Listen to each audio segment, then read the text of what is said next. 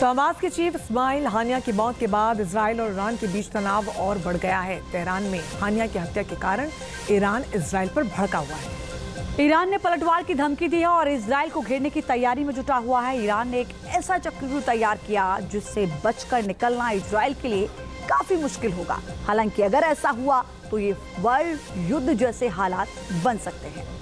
और हम ऐसा क्यों कह रहे हैं, आप इस खास रिपोर्ट में देखिए।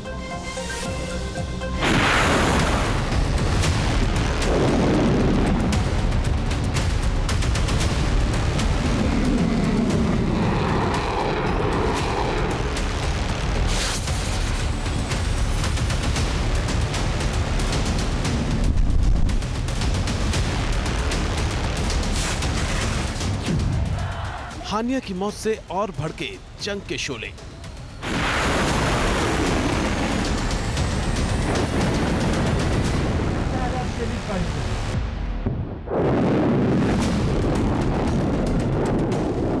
चलने लगे बारूद के गोले। इजराइल के हमलों के बाद जंग और भड़की।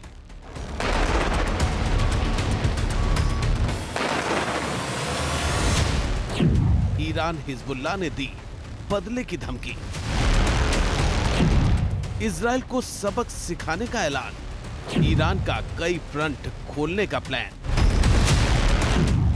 ईरान के साथ हिजबुल्लाह, हमास और हूती।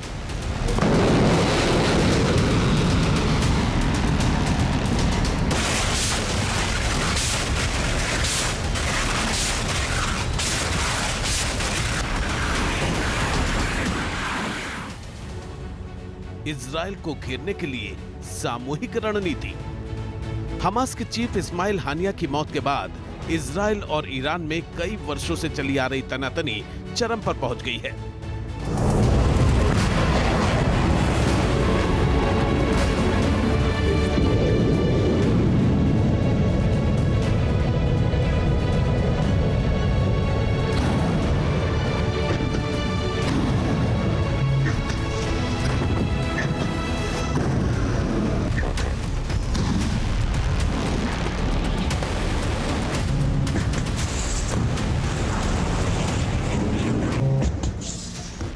इन दोनों देशों के बीच तनाव बढ़ने की वजह तेहरान में हमास नेता इस्माइल हानिया की मौत है। ईरान अब बदले की आग में जल रहा है क्योंकि हानिया पर हमले के लिए उसने इजराइल को जिम्मेदार ठहराया है।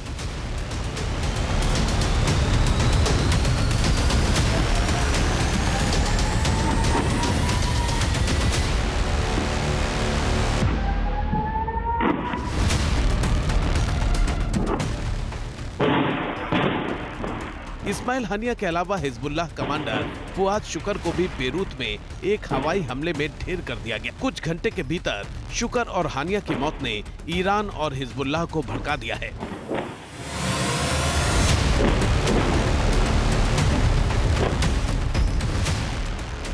अब ईरान और हिजबुल्लाह दोनों इजराइल को सबक सिखाने की तैयारी कर रहे हैं। बदले की आग में जल रहे ईरान और हिजबुल्लाह इजराइल के खिलाफ बड़ा ऑपरेशन लॉन्च करने की प्लानिंग कर रहे हैं।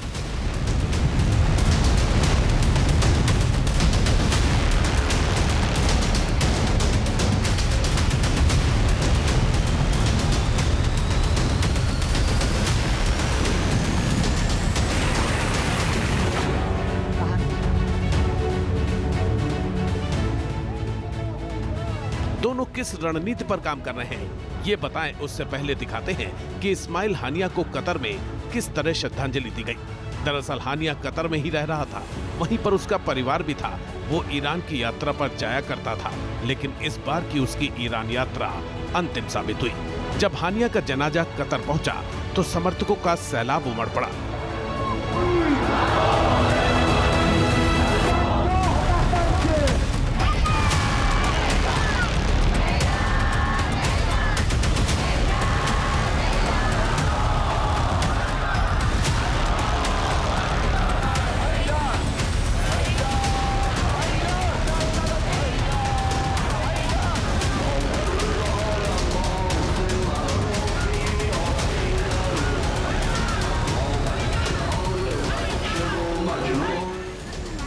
इस्माइल हानिया की पत्नी अमल हानिया भी अपने पति को हमेशा के लिए विदा करने पहुंची। उस दौरान उसकी आंखों में आंसू छलक आए। हालांकि इस मौके पर भी इस्माइल हानिया की पत्नी ने गाजा में मारे गए लोगों और मुसलमानों को याद किया।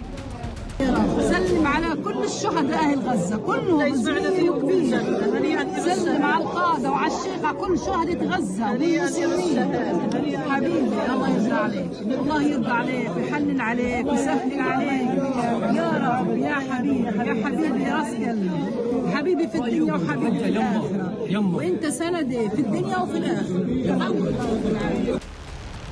हानिया की मौत से सिर्फ उसका परिवार या हमास ही नहीं भड़के हैं, बल्कि ईरान भी काफी गुस्से में है। ईरान के सुप्रीम लीडर अयातुल्लाह खामेनेई ने पहले ही इजराइल को सबक सिखाने का ऐलान किया है। अब ईरान एक ऐसा चक्रव्यूह रच रहा है जिसमें इजराइल को बच निकलने का मौका न मिले। दरअसल ईरान की रणनीति इजराइल को चौतरफा घेरने की है।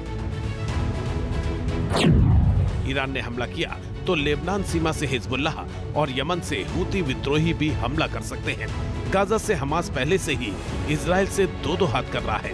ईरान के सीधे हमले से हमास को मजबूती मिलेगी। इसके अलावा इराक से रेजिस्टेंस फोर्स के लड़ाके भी इस जंग में ईरान के पक्ष में कूदेंगे।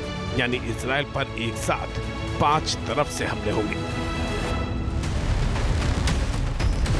दरअसल इजराइल बीते साल अक्टूबर से गाजा में हमास के साथ जंग लड़ रहा है।